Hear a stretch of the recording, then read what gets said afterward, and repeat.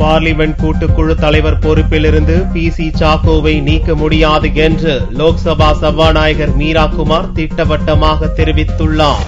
2G spectrum ஒதுக்கீட்டில் நடந்த ஊழல் குறித்து PC சாக்கோ தலைமையிலான 30 உறுப்பினர்களை கொண்ட பார்லிமென்ட் கூட்டுக்குழு விசாரணை நடத்தியது.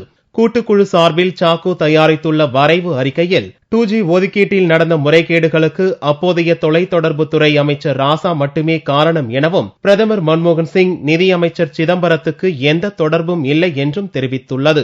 பிரதமர் ப. சிதம்பரம் ஆகியோரை காப்பாற்றும் வகையில் ஒருதலைபட்சமாக வரைவு அறிக்கையை கூட்டுக்குழு தலைவர் சாக்கோ தயாரித்துள்ளதாக குழுவில் இடம்பெற்றுள்ள பாரதிய ஜனதா, திமுக, அதிமுக, திரிணாமுல் காங்கிரஸ், இடதுசாரி கட்சிகள் என எதிர்க்கட்சிகளைச் சேர்ந்த 15 உறுப்பினர்கள் குற்றம் சாட்டினர். வரைவு அறிக்கையை நிராகரிப்பதாகவும் அந்த 15 உறுப்பினர்கள் கூட்டுக்குழுவுக்கு கடிதம் மூலம் புதனன்று தெரியப்படுத்தினர்.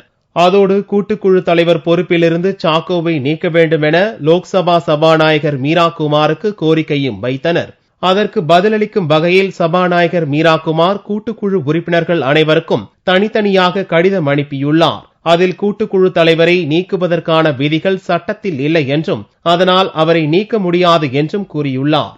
கூட்டுக்குழு தலைவரும் உறுப்பினர்களும் ஒருவர் மீது ஒருவர் குற்றம் சாட்டிக் கொண்டிருக்காமல் தங்களிடையே உள்ள கருத்து வேறுபாடுகளை களைய வழிகாண வேண்டும் எனவும் அந்த கடிதத்தின் மூலம் மீரா குமார் வேண்டுகோள் விடுத்துள்ளார். கூட்டுக்குழுவில் இப்போது ஏற்பட்டுள்ள பிரச்சினைக்கு சுமூக தீர்வு காண்பதோடு இறுதி அறிக்கையை தயாரித்து நிறைவேற்றி பார்லிமென்டில் தாக்கல் செய்ய வேண்டும் எனவும் கூட்டுக்குழு தலைவர் மற்றும் உறுப்பினர்களை தான் கேட்டுக் கொள்வதாகவும் அந்த கடிதத்தில் மீரா குமார் குறிப்பிட்டுள்ளார்.